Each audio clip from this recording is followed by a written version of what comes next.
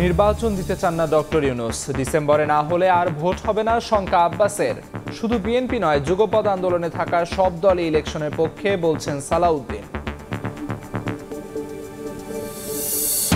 বাংলাদেশকে $100 কোটি সহায়তা দেবে জাপান। 6টি সমঝোতা ও চুক্তি সই। ব্যাংক ও কোষাগার খালি করে গেছে হাসিনা সরকার। টোকিওতে মত বিনিময়ে প্রধান উপদেষ্টা। রাজধানীবাসীর পিছু ছাড়ছে না জলজটের দুর্ভোগ। বৃষ্টি হলেই সড়কে জমে হাঁটু পানি। নদ নদীর পানি বেড়ে প্লাবিত নিম্নাঞ্চল। চট্টগ্রামে বিশেষ পরিকল্পনার সুফল। জমে ওঠার অপেক্ষায় কোরবানির পশু বেচাকেনা। বৈরী আবহাওয়া উপেক্ষা করেই হাটে বাড়ছে ক্রেতা সমাগম। মাঝারি ও ছোট আকারের গরুর চাহিদাই বেশি। দাম নিয়ে মিশ্র প্রতিক্রিয়া।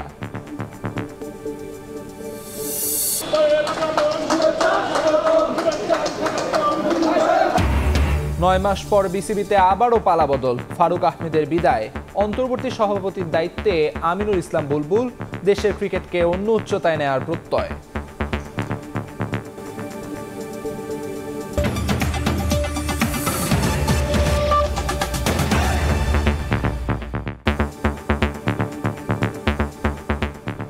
প্রবাসের সময়ের সঙ্গে আছি আমি আমিরুল ইসলাম আলিফ।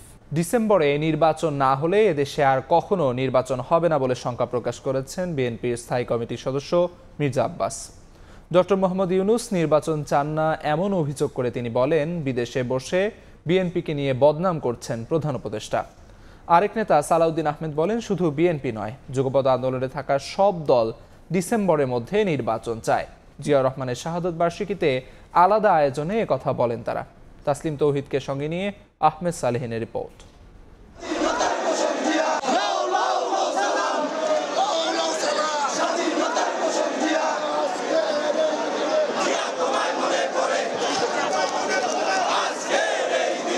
বৃষ্টি ভেজা সকাল, মিছিল স্লোগানে মুখর শেরে বাংলা নগর। প্রিয় নেতার প্রতি শ্রদ্ধা জানাতে নেতাকর্মীদের সরব উপস্থিতি।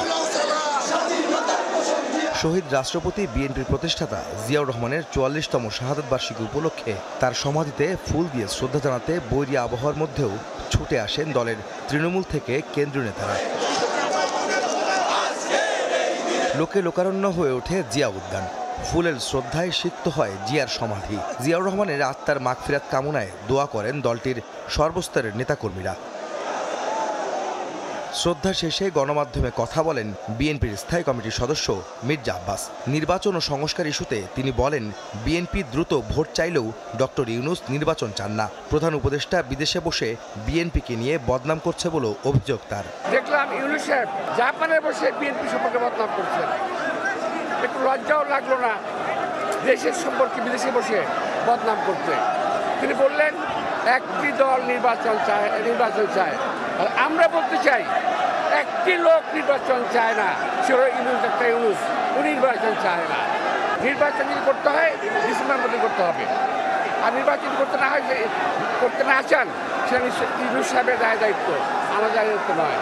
পরে জিয়াউর রহমানের শাহাদত বার্ষিকী উপলক্ষে নয়াপল্টনে এক অনুষ্ঠানে মির্জা আব্বাস বলেন, ডিসেম্বরে না হলে এদেশে আর নির্বাচন হবে না। নির্বাচনকে টাল ভাড়া করে পিছনে চেষ্টা করবেন না। আমরা খুব ভালো জানি, ডিসেম্বর নির্বাচন না হলে এই বাংলাদেশের কখনো নির্বাচন হবে না। এই বাংলাদেশ প্রধানত হবে বিদেশি প্রভুদের হাতে। এদিকে দিবসটি উপলক্ষে রাজধানীর খামারবাড়ি এলাকায় দুস্থদের মাঝে বস্ত্র বিতরণ করেন বিএনপি নেতা সালাউদ্দিন আহমদ। এ সময় তিনি বলেন, বিএনপি একা নয়, যুগপৎ আন্দোলনে থাকা সব দল ডিসেম্বরের মধ্যে নির্বাচন চায়। ডক্টর ইউনূস কেন বিএনপিকে দোষারোপ করছেন তা বোধগম্য নয় বলেও মন্তব্য করেন সালাউদ্দিন। আমরা এই বিষয়ে মনে করি ওনার যথেষ্ট তথ্য নেই। বিএনপি এবং বিএনপির সাথে যুগপৎ আন্দোলনে শরীক ছিল সেরকম দল এবং জাতীয়তাবাদী সমমনা দল 12 দল পক্ষ থেকে সবাই ডিসেম্বরের মধ্যে নির্বাচন অনুষ্ঠানের জন্য দাবি জানিয়েছিলেন, সেটা আমরা জানি। সমগ্র জাতি একটি সুষ্ঠু, সুন্দর, নিরপেক্ষ নির্বাচনের জন্য অপেক্ষমান। দলের প্রতিষ্ঠাতার মৃত্যুবার্ষিকীতে রাজধানীর বিভিন্ন স্থানে অসহায়, দুস্থ ও গরিবদের মাঝে খাবার এবং বস্ত্র বিতরণ করে কেন্দ্রীয় ও মহানগর বিএনপি। আহমেদ সালেহিন, সময় সংবাদ, ঢাকা। এদিকে জিয়াউর রহমানের 44তম শাহাদত বার্ষিকী উপলক্ষে গুলশানে দলের চেয়ারপারসনের কার্যালয়ে দোয়া মাহফিল অনুষ্ঠিত হয়েছে। দোয়া মাহফিলে ভার্চুয়ালি উপস্থিত ছিলেন দলটির ভারপ্রাপ্ত চেয়ারম্যান তারেক রহমান। এ সময় দলটির স্থায়ী কমিটির সদস্য ছাড়াও বিভিন্ন স্তরের নেতাকর্মীরা উপস্থিত ছিলেন। জিয়াউর রহমানের আত্মার মাগফিরাত কামনা করে দোয়া ও মোনাজাত করা হয়। এবার বিএনপির প্রতিষ্ঠাতা জিয়াউর রহমানের শাহাদাত বার্ষিকী উপলক্ষে সারা দেশে ৮ দিন ব্যাপী কর্মসূচি পালন করছে বিএনপি।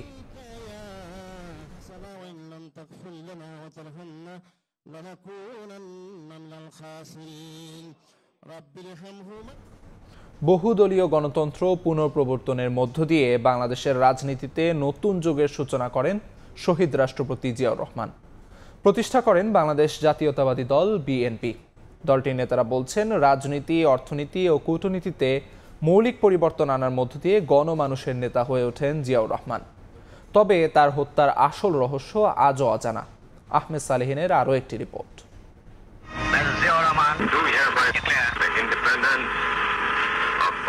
দেশ জুড়ে চলা পাকিস্তানি শাসক গোষ্ঠীর গণহত্যা এবং রাজনৈতিক শূন্যতার মাঝে এই ঘোষণাই রক্তক্ষয়ী যুদ্ধে উদ্দীপ্ত করেছিল স্বাধীনতাকামী মানুষকে। মেজর জিয়ার মাধ্যমেই মুক্তিযুদ্ধে সেনাবাহিনীর সম্পৃক্ততার বিষয়টি জানতে পারে দিশেহারা জাতি এবং নতুন করে আশায় বুক বেঁধে একতায় সংহত হতে উদ্বুদ্ধ হয়।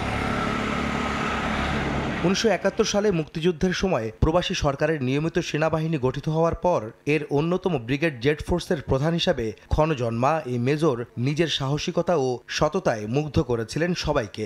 দেশ স্বাধীন হওয়ার পর মুক্তিযুদ্ধে অবদানের কারণে জিয়াউর রহমানকে দেয়া হয় বীরোত্তম খেতাব।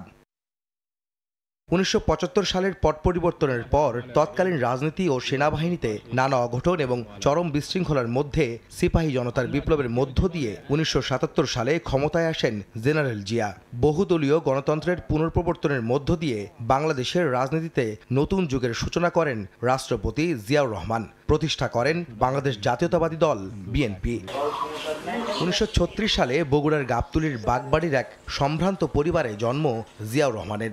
রাষ্ট্র পরিচালনার দায়িত্বে থাকাকালেই দেশীয় ও আন্তর্জাতিক ষড়যন্ত্রে 1981 সালের 30 মে চট্টগ্রামের সার্কিট হাউজে কিছু বিপদগামী সেনা সদস্যের হাতে নিহত হন সৎ ও সাহসী রাষ্ট্রনায়ক জিয়া। দলটির স্থায়ী কমিটির সদস্য অবসরপ্রাপ্ত মেজর হাফিজউদ্দিন আহমেদ বলেন, জনতার দাবির মুখে রাষ্ট্র ক্ষমতায় আসীন হন জিয়াউর রহমান। জনগণের দাবির প্রেক্ষিতেই তাকে রাষ্ট্র ক্ষমতা গ্রহণ করতে হয়েছে। তিনি দেশের স্বার্থকে সবার ঊর্ধ্বে দিয়েছেন। তিনি বলেছেন যে ব্যক্তির চেয়ে দল বড়, দলের চেয়ে দেশ বড়, অর্থাৎ সবার উপরে দেশ। বিলাসিতা তাকে কখনোই গ্রাস করতে পারেনি। আরেকটি জিনিস, তার স্বজনপ্রীতি বলতে কিছুই ছিল না। গণমানুষের নেতা হয়ে ওঠা জিয়াউর রহমানের ক্ষমতায় থাকা যদি দীর্ঘায়িত হতো তবে দেশের ইতিহাস বদলে যেতে পারত বলেও মন্তব্য করেন বিএনপির সিনিয়র নেতারা। আহমেদ সালেহিন, সময় সংবাদ, ঢাকা।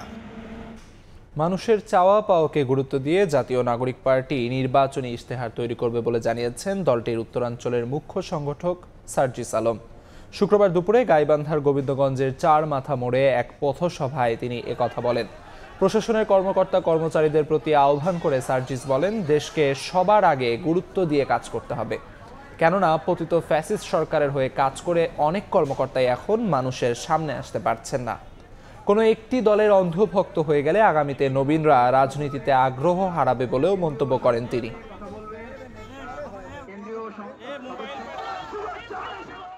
আপনাদের চাওয়া পাওয়ার উপরে ভিত্তি করে আগামীর বাংলাদেশে জাতীয় নাগরিক পার্টি তাদের ইশতেহার তৈরি করবে।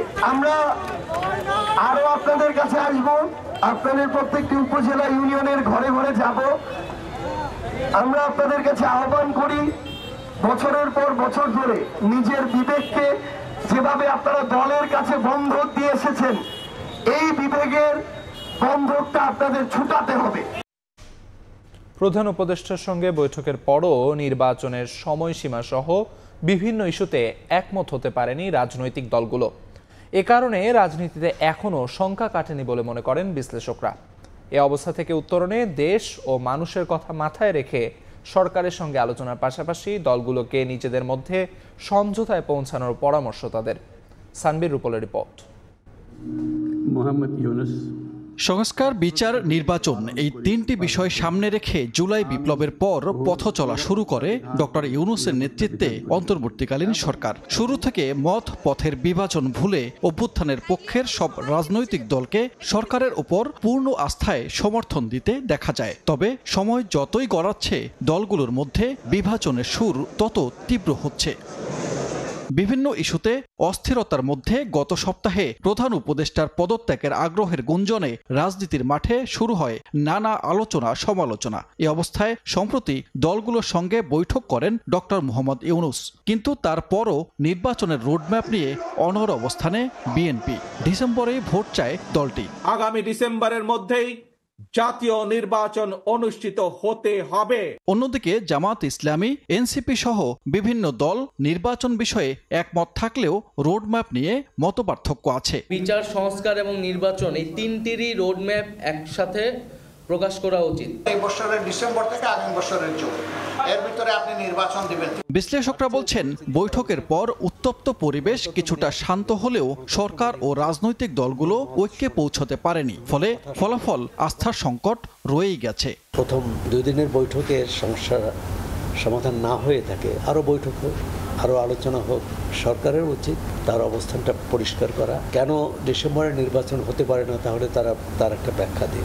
এই সংলাপের মধ্য দিয়ে ইউনূস খানিকটা তার ক্ষমতার স্থিতাবস্থাকে সে ধরে রাখতে সক্ষম হয়েছে, কিন্তু যেটা হলো যে বৃহত্তর রাজনৈতিক স্টেক হোল্ডারদের মধ্যে যে ঐক্য, সেই ঐক্য কিন্তু আমরা এখনো দেখছি না। বিশ্লেষকদের মতে শুধু সরকার নয়, দলগুলোর পরস্পরের মধ্যেও সমঝোতা জরুরি। তা না হলে সংকট আরও বাড়ার শঙ্কা তাদের। ঐক্যটা যদি সঠিকভাবে না হয়, তাহলে তো সামনের দিনগুলোতে একটা খারাপ অবস্থা তৈরি হতে পারে। কোনো রাজনৈতিক পক্ষ যদি বলে যে আমরা নির্বাচনে যাব না, কারণ এই নির্বাচনে আমাদের সুষ্ঠু পরিবেশ নেই, তাহলে কিন্তু সরকার নির্বাচনই করতে পারবে না। নির্বাচনের তফসিল ঘোষণা করলে পরিস্থিতি বরং ইতিবাচক হবে। মানুষের মধ্যে যে অস্থিরতা আছে, রাজনৈতিক দলগুলোর মধ্যে যে অস্থিরতা আছে, সেটি কেটে যাবে। সুষ্ঠু নির্বাচন আয়োজনে সব দল ঐক্যমতে পৌঁছাতে না পারলে আবারও প্রশ্নবিদ্ধ হতে পারে নির্বাচন, এমনটাই মত বিশ্লেষকদের। সানবীর রূপল, সময় সংবাদ, ঢাকা। টোকিওতে প্রধান উপদেষ্টা ডক্টর মোহাম্মদ ইউনূস ও জাপানের প্রধানমন্ত্রী শিগেরো ইশিবার বৈঠকে 6টি সমঝোতা স্মারক ও চুক্তি সই হয়েছে। সহায়তা হিসেবে বাংলাদেশকে $100 কোটি দেবে জাপান। এছাড়া রোহিঙ্গা সংকট নিরসন সহ বিভিন্ন বিষয়ে টোকিও ঢাকার পাশে থাকবে বলে ব্রিফিংয়ে জানিয়েছেন প্রধান উপদেষ্টার উপপ্রেস সচিব।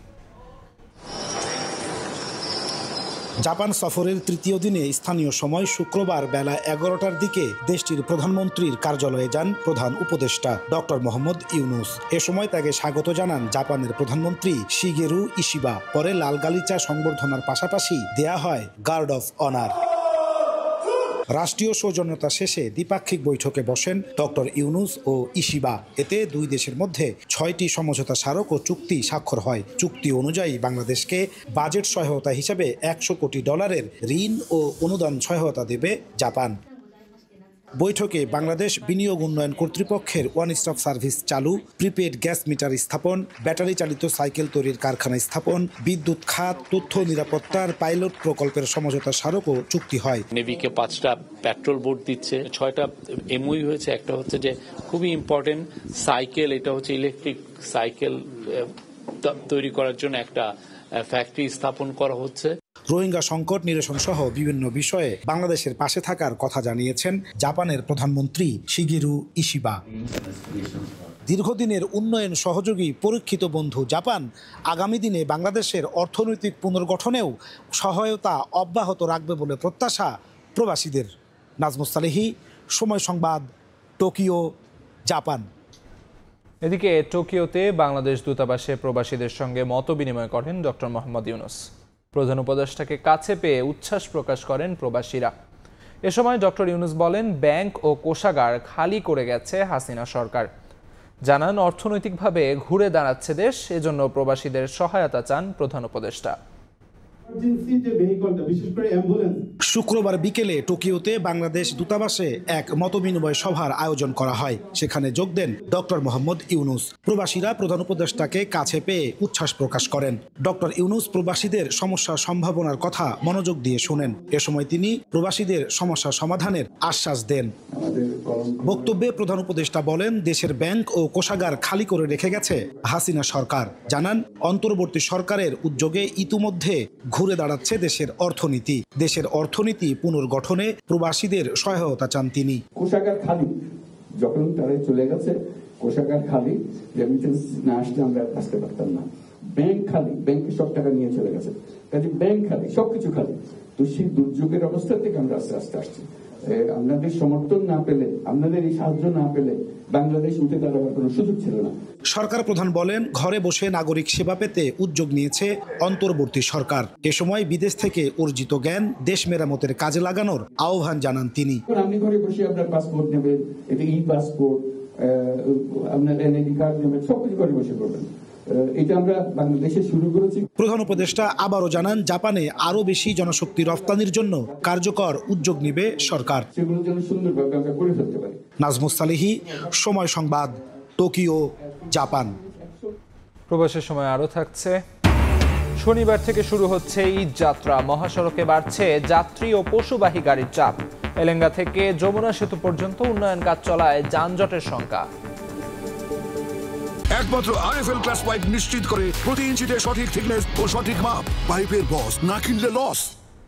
বৃষ্টি এলেই জলজটে দুর্দশা যেন রাজধানীবাসীর নিয়তি। টানা বর্ষণে নগরীর বিভিন্ন এলাকায় সৃষ্টি হয় জলাবদ্ধতা। ঘণ্টার পর ঘণ্টা সড়কে আটকে চরম দুর্ভোগে পড়েন নগরবাসী। সমস্যা সমাধানে কার্যকর উদ্যোগ না থাকায় ক্ষুব্ধ তারা। এমন বাস্তবতায় বৃষ্টি কমা নিয়ে সুখবর নেই আবহাওয়া অফিসের কাছে। ধ্রুব ব্যানার্জি রিপোর্ট, ক্যামেরায় ছিলেন দেলোয়ার হোসেন এবং মোবারক হোসেন শুভ। ব্যবধান শুধুই সময়ের। ক্যালেন্ডারের পাতায় বদলেছে মাস, তবে খুব বেশি বদলায়নি নগরীর জলাবদ্ধতার চিত্র। বৃহস্পতিবার দিনভর বৃষ্টি, শুক্রবার ভারী বর্ষণ না হলেও বৃষ্টি হয়েছে গুড়ি গুড়ি। এতেই নিউ মার্কেট সহ বেশ কয়েকটি এলাকায় সৃষ্টি হয় জলাবদ্ধতা। বিপাকে পড়েন নগরবাসী। ভিজে যাচ্ছি, এমন সময় আছে হোন্ডা নিয়ে পড়ে যাচ্ছি, রাস্তা দিয়ে হাঁটার মতো অবস্থা থাকে না।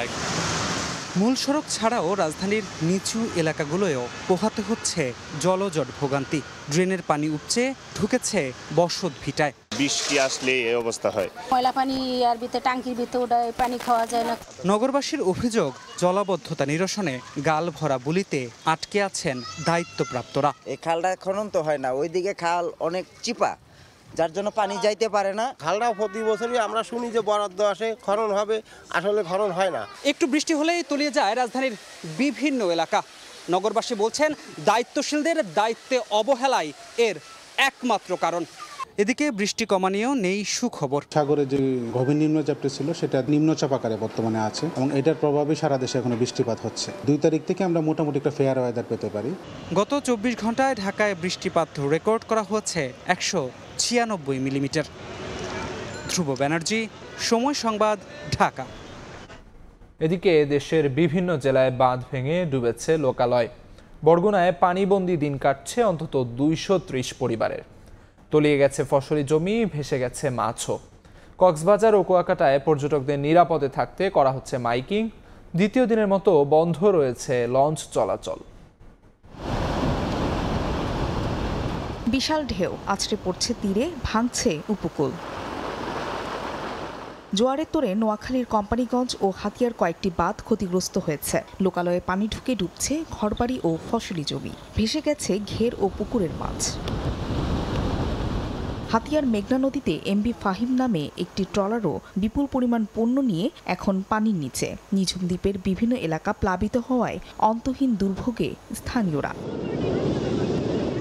এদিকে কক্সবাজার ও কুয়াকাটায় উত্তাল সাগর, প্রচণ্ড ঢেউয়ে ক্ষতিগ্রস্ত দোকানপাট। সাপ্তাহিক ছুটির দিন হওয়ায় সাগর পাড়ে ছুটে গেছেন হাজারো পর্যটক। তাদের নিরাপদে থাকতে মাইকিং করছেন লাইফগার্ড কর্মীরা। এরকম উঁচা ঢেউ কখন আমি আগে দেখিনি। মাইকিং করে আপনার হুইসেল দিয়ে তাদেরকে আমরা সামাল পাচ্ছে না। এছাড়া বিষখালী নদীর তীরবর্তী বরগুনা সদরের রিং বেড়িবাঁধ ভেঙে লোকালয়ে ঢুকছে পানি। 2 দিন আগে একটা লোক মারা গেছে, দাফন দেওয়ার মতো কোনো পরিস্থিতি নেই। বৃষ্টি ও ঝড়ো হাওয়ায় বাগেরহাট, কুমিল্লা ও মুন্সিগঞ্জের বেশ কয়েকটি এলাকায় সৃষ্টি হয়েছে জলাবদ্ধতা। অন্যদিকে পাহাড় ধসের ক্ষতি এড়াতে খাগড়াছড়ি ও রাঙ্গামাটিতে মাইকিং করছে প্রশাসন। এছাড়া বৈরী আবহাওয়ায় মানিকগঞ্জ ও বরিশালের নদীবন্দরে 2 নম্বর বিপদ সংকেত থাকায় দ্বিতীয় দিনের মতো বন্ধ আছে সব ধরনের লঞ্চ চলাচল। ফাহরিয়া ফারজানা, সময় সংবাদ। চট্টগ্রামে সামান্য বৃষ্টিতে গত বছরও যেসব এলাকার সড়ক তলিয়ে থাকত পানির নিচে, সেখানে এখন ভিন্ন চিত্র। টানা বর্ষণেও নগরীর মুরাদপুর, চকবাজার ও কাতালগঞ্জে এবার তৈরি হয়নি জলাবদ্ধতা। সংশ্লিষ্টরা বলছেন, খাল নালা সংস্কার ও মাটি অপসারণ করায় কমেছে দুর্ভোগ। শফিকুল আলমের প্রতিবেদন। 8,500 কোটি টাকা খরচের পরও জলাবদ্ধতা নিরসন না হওয়ায় সমাধান খুঁজতে চলতি বছরের জানুয়ারিতে 4 উপদেষ্টাকে বিশেষ দায়িত্ব দেন প্রধান উপদেষ্টা ডক্টর মোহাম্মদ ইউনুস। এরপর চট্টগ্রামে ছুটে গিয়ে নালা খাল পরিদর্শন করে 8টি স্বল্পমেয়াদী পরিকল্পনা গ্রহণ করেন তারা।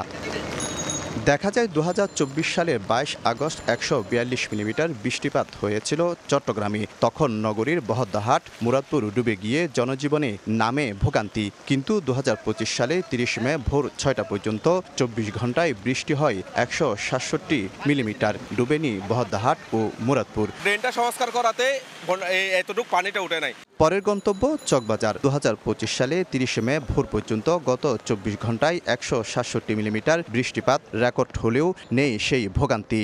হাল পরিষ্কার ছিল, হাল বড় পরিষ্কার পানি চলে গেছে। একইভাবে 2024 সালে 30 জুন নগরীর কাতালগঞ্জ ডুবলেও 30 মে বৃষ্টিতে সৃষ্টি হয়নি জলাবদ্ধতা। এই 3টে স্থানে 2024 সালের জুন, জুলাই, মে ও আগস্টে 5 বারের বেশি জলাবদ্ধতা হলেও এবার হয়নি। শফিকুল আলম, সময় সংবাদ, চট্টগ্রাম। প্রবাসের সময়। ব্র্যাড ফ্রি ইনসুলেশন যুক্ত কঙ্কা ফ্রিজ ইঁদুর থেকে সুরক্ষিত থাকে সব সময়। উন্নয়ন কাজ চলছে ঢাকা টাঙ্গাইল যমুনা সেতু মহাসড়কের।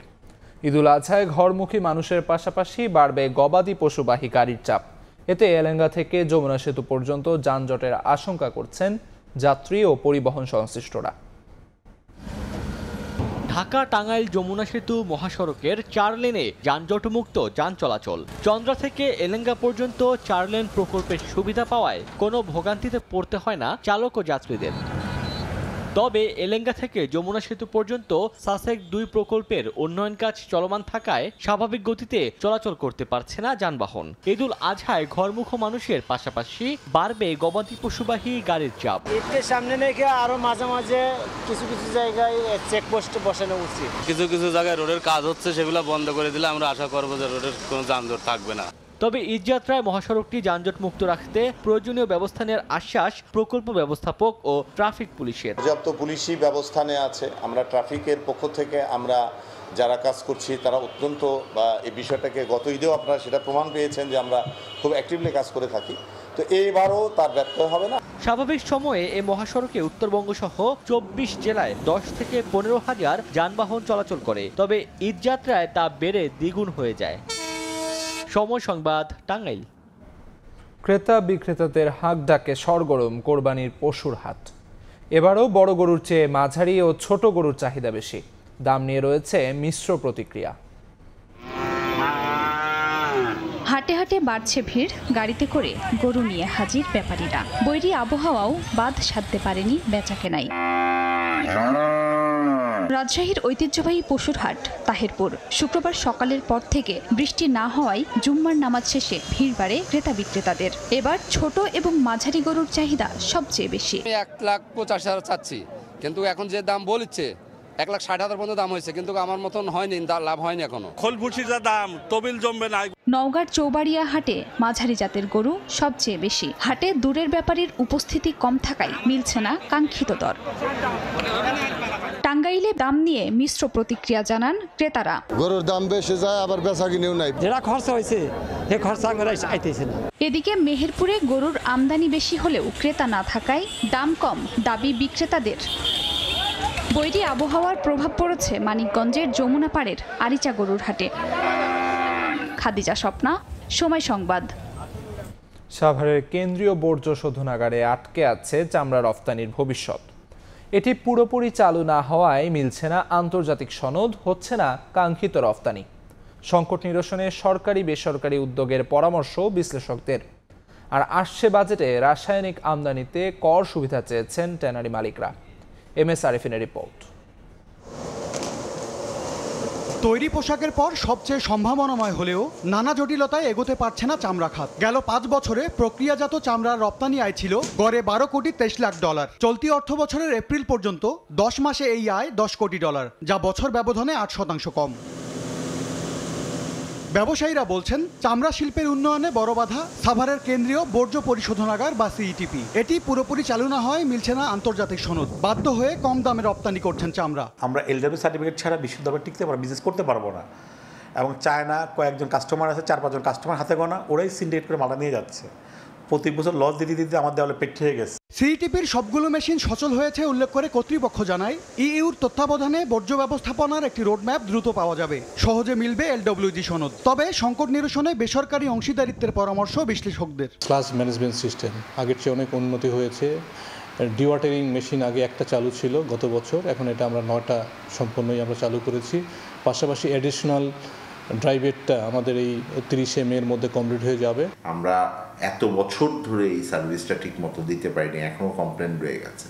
তাহলে কেন আমরা ওখানে প্রাইভেট পাবলিক পার্টনারশিপ করতে পারবো না? যদি ওখানকার যারা মানে বিনিয়োগকারী আছেন তারা যদি একসাথে এসে এটাকে চালাতে পারেন, যে তারা ম্যানেজমেন্টে গেল, সরকারের ওখানে ইনভলভমেন্ট থাকলো, আমি মনে করি এটা খারাপ পদ্ধতি না। কাঙ্ক্ষিত রপ্তানি না হওয়ায় ব্যবসা টিকিয়ে রাখতে আসছে বাজেটে রাসায়নিক আমদানিতে ভ্যাট কমানো ও চামড়া ক্রয় বিক্রয়ে উচ্ছে কর মওকুফ চান উদ্যোক্তারা। আমাদের যে ইম্পোর্ট ডিউটি আছে এটা অল ইন অ্যাভারেজ ধরেন আপনার 35%-এর মতো, এবং সেটা কিন্তু আমাদের কস্টের সাথে অ্যাড হয়, এবং সেখানে আমরা কিন্তু আমাদের ইন্টারনাল একটা কম্পিটিশনের যেমন সম্মুখীন হচ্ছি, তেমনি আমরা বহির্বিশ্ব আমরা কিন্তু কম্পিটিটিভ প্রাইসে চামড়া বিক্রি করতে পারছি না। বিটিএর তথ্য LWG সনদ না থাকায় চামড়া ও চামড়াজাত পণ্য রপ্তানিতে বছরে প্রায় $50 কোটি আয় হারাচ্ছে বাংলাদেশ। চামড়া শিল্পকে পরিবেশ বান্ধব করার দায়িত্ব সঠিকভাবে পালন করতে পারেনি সাভারের কেন্দ্রীয় বর্জ্য পরিশোধনাগার কেন্দ্র। এর ফলে LWG সনদ প্রাপ্ত হতে বাধাগ্রস্ত হচ্ছেন এ খাতের উদ্যোক্তারা, পাশাপাশি কমছে বৈদেশিক আয়। MS আরিফিন, সময় সংবাদ, হেমায়েতপুর, সাভার। ঈদ সামনে রেখে মশলার দর চড়ে থাকলেও বৃষ্টির দিনে রাজধানীর বাজারে কমেছে বেশিরভাগ সবজির দাম। তবে সপ্তাহ ব্যবধানে মুরগির দাম বেড়েছে কেজিতে 30 টাকা পর্যন্ত। কারওয়ান বাজার ঘুরে অন্তরা সেনের রিপোর্ট। বৃষ্টি ভেজা ছুটির দিনে রাজধানীর কারওয়ান বাজার। পর্যাপ্ত সবজি সরবরাহ নিয়ে দোকান খোলা বিক্রেতারা জানান, গেল সপ্তাহের তুলনায় কেজিতে 10 থেকে 15 টাকা কমেছে ঢেঁড়স, কাঁকরোল, ঝিঙা ও পটলের দাম। কাঁচামরিচ বিক্রি হচ্ছে 60 টাকা কেজিতে। পণ্যের সঙ্গে বাজারে কমেছে ক্রেতাও। বর্তমানে সবজির দাম খুবই কম, যেটা একবারেই কম, যেটা কৃষক মারার মতো। যেরকম অন্যান্য সময় বৃষ্টি আসলে দেখা যাচ্ছে সবজি সরবরাহ কম ছিল, দামটা বেশি ছিল, কিন্তু এই বছর পর্যাপ্ত পরিমাণ সবজি আছে। বৃষ্টির কারণে সবজির দাম কমলেও দাম বেড়েছে মুরগির। সপ্তাহ ব্যবধানে 10 টাকা বেড়ে ব্রয়লার বিক্রি হচ্ছে 160 টাকায়। কেজিতে 20 থেকে 30 টাকা বেড়েছে সোনালী, লেয়ার ও দেশি মুরগির দাম। বৃষ্টি দিন এবেলে লাগে থাকে, তাহলে আপনার রেট বাড়বে। সোনালী মুরগি গেছে সপ্তাহে বেচছি 240, 250 টাকা, আর এই সপ্তাহে বেচতেছি 250 থেকে 260 টাকা। এদিকে কয়েক সপ্তাহ ধরেই চড়ে আছে মশলার বাজার। মানভেদে প্রতি কেজি জিরা বিক্রি হচ্ছে 620 থেকে 650 টাকা ও দারচিনি 520 টাকায়। লবঙ্গ, গোলমরিচ ছাড়িয়েছে হাজারের ঘর। আর 1 কেজি এলাচ কিনতে গুনতে হচ্ছে 4200 থেকে 6000 টাকা। মশলার দাম এখন ঈদ সামনে তো একটু বেশি, বুঝছেন, মানে বাজারে অন্যান্য তুলনায় আজকে বাজারটা একটু বেশি। জিরা 600 থেকে 650 টাকা বিক্রি হতেছে, গোলমরিচ 1200 টাকা কেজি বিক্রি হতেছে, তারপর লবঙ্গ 1350 থেকে 1400 টাকা বিক্রি হতেছে, জায়ফল, জত্রিক 1200 থেকে 1500 টাকা কেজি বিক্রি হতেছে। মশলার দিক দিয়ে এলাচের দামটা তো বাড়তে, এখন আসলে আমরা নিতেছি, কিছু করার নেই আর কি। আর তবে ভরা মৌসুমে চাহিদা যোগান ঠিক থাকায় বাজারে অপরিবর্তিত রয়েছে চালের দাম। অন্তরা সেন, সময় সংবাদ, ঢাকা। প্রাকৃতিক মৎস্য প্রজনন ক্ষেত্র হালদায় ডিম ছেড়েছে মা মাছ। নদীর তীরে রীতিমতো উৎসবে মেতে ওঠেন ডিম সংগ্রহকারীরা। জেলা মৎস্য কর্মকর্তা জানান, এবার আশানুরূপ ডিম সংগ্রহ হয়েছে। তবে দুর্যোগপূর্ণ আবহাওয়া ও নিম্নচাপের প্রভাব না থাকলে আরও ডিম সংগ্রহ করা সম্ভব হতো বলে জানান হালদা নদী গবেষক। দুর্যোগপূর্ণ আবহাওয়া ও মুষলধারে বৃষ্টির মধ্যেই হালদা নদীর বিভিন্ন অংশে নৌকা ও জাল নিয়ে ডিম সংগ্রহ করেছেন মৎস্যজীবীরা। রাত 1:30 থেকে শুরু হয়ে ভোর 5:30 পর্যন্ত চলে ডিম সংগ্রহ।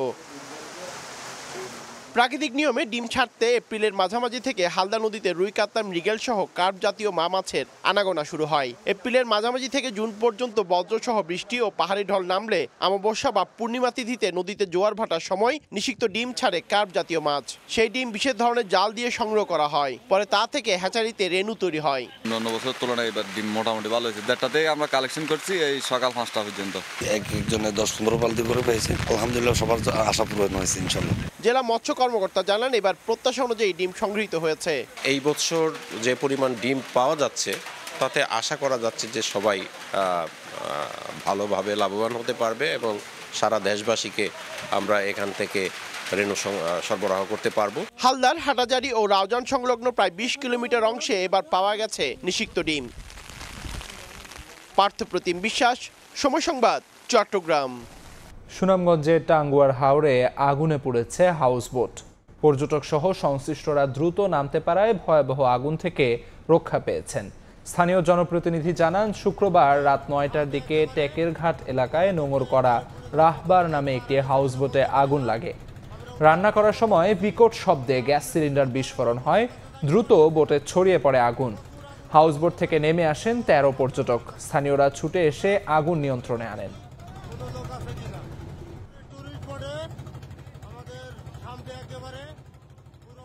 রাজধানীতে চলাচলকারী যানবাহনের ফিটনেস, লাইসেন্স, হেলমেট এবং গতিসীমা পর্যবেক্ষণ কার্যক্রম পরিচালনা করছে র্যাব। শুক্রবার বিকেলে মতিঝিল, আরামবাগ ও হাতিরঝিল এলাকায় ট্রাফিক পুলিশের সহায়তায় অভিযান পরিচালনা করেন র্যাব সদস্যরা। মেয়াদোত্তীর্ণ লাইসেন্স, ফিটনেসবিহীন যানবাহন এবং চালকদের আইন অমান্যের অভিযোগে বেশ কিছু যানবাহন ও চালকের বিরুদ্ধে মোটরযান আইনে মামলা দেওয়া হয়। পাশাপাশি জরিমানাও করা হয়। র্যাব জানায়, জননিরাপত্তা নিশ্চিত করতে ও সড়কে শৃঙ্খলা ফেরাতে এই অভিযান পরিচালনা করছে সংস্থাটি। অভিযানে জরিমানা ছাড়াও সচেতনতা কার্যক্রম পরিচালনা করে র্যাব সদস্যরা।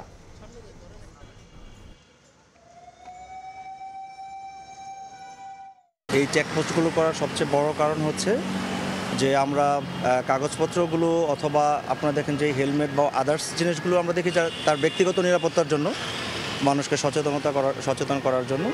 পাশাপাশি আমরা আপনারা দেখছেন যে গাড়িগুলো আছে, সিএনজি আছে বা অন্য যে প্রাইভেট কার সহ বড় গাড়িগুলো আছে, সেগুলো আমরা একটু সার্চ করছি যেন তাদের গাড়িগুলোতে যেন অবৈধ কোনো কিছু যেন না থাকে বা আছে কিনা সেটা দেখার জন্য। দেখছেন প্রবাসের সময়, সঙ্গেই থাকুন।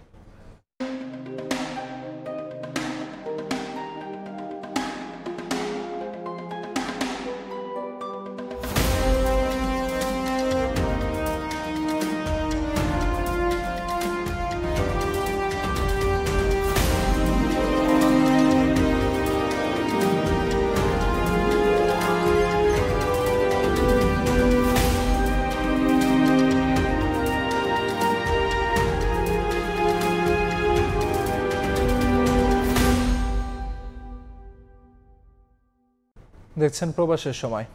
গাজায় যুক্তরাষ্ট্রের যুদ্ধবিরতির প্রস্তাব প্রত্যাখ্যান করতে পারে হামাস, যদিও এতে রাজি হয়েছে ইসরায়েল। এদিকে নেতানিয়াহু বাহিনীর হামলায় প্রাণ গেছে আরও 70 ফিলিস্তিনির। অকার্যকর হয়ে গেছে উপত্যকার উত্তরাঞ্চলের একমাত্র হাসপাতালটি।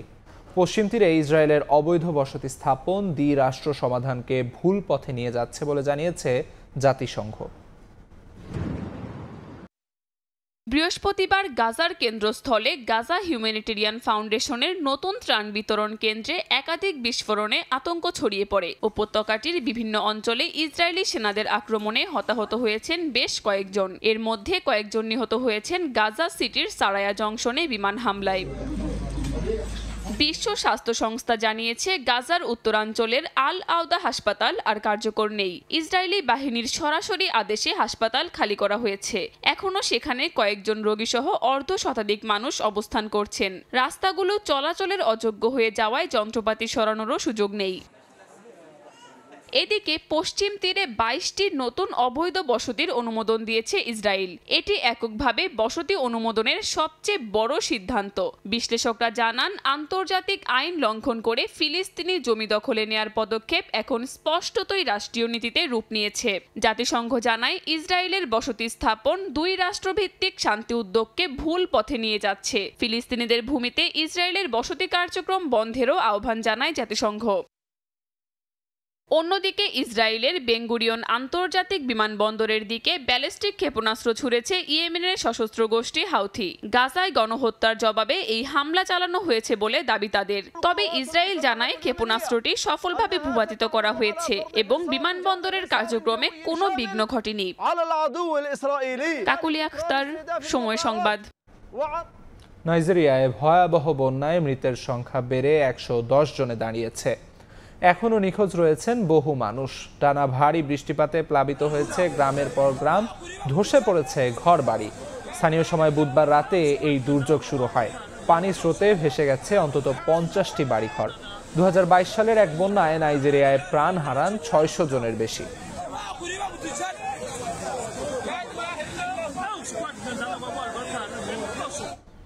ভারতের সিকিমের উত্তরাঞ্চলে পর্যটকবাহী গাড়ি ডুবে একজন নিহত হয়েছেন। আহত হয়েছেন অন্তত 2 জন। স্থানীয় সময় বৃহস্পতিবার সন্ধ্যায় এ ঘটনা ঘটে। দুর্ঘটনা কবলিত গাড়িটি থেকে একজনকে মৃত এবং 2 জনকে গুরুতর আহত অবস্থায় উদ্ধার করা হয়। পরবর্তীতে আহত 2 জনকে স্থানীয় হাসপাতালে চিকিৎসার জন্য নিয়ে যাওয়া হয়। সংশ্লিষ্ট কর্তৃপক্ষ জানায়, গাড়ির ভেতর গাড়ির চালক সহ মোট 11 জন ছিলেন। এ ঘটনায় নিখোঁজ আছেন 9 জন। তবে নিখোঁজদের অনুসন্ধানে এরই মধ্যে তৎপরতা শুরু হয়েছে বলে জানায় স্থানীয় পুলিশ। ঈদ উপলক্ষে কুয়েত ঢাকা সরাসরি রুটে ফ্লাইট সংকট এবং টিকিটের অস্বাভাবিক মূল্য বৃদ্ধি নিয়ে ভোগান্তিতে প্রবাসী বাংলাদেশিরা। এ অবস্থায় অনেকেই দুবাই, দোহা ও সৌদি আরব হয়ে ট্রানজিটে যাতায়াত করছেন। সংকট নিরসনে সরকারকে দ্রুত পদক্ষেপ নেওয়ার আহ্বান জানিয়েছেন প্রবাসীরা। কুয়েত থেকে মঈন সুমনের রিপোর্টে বিস্তারিত।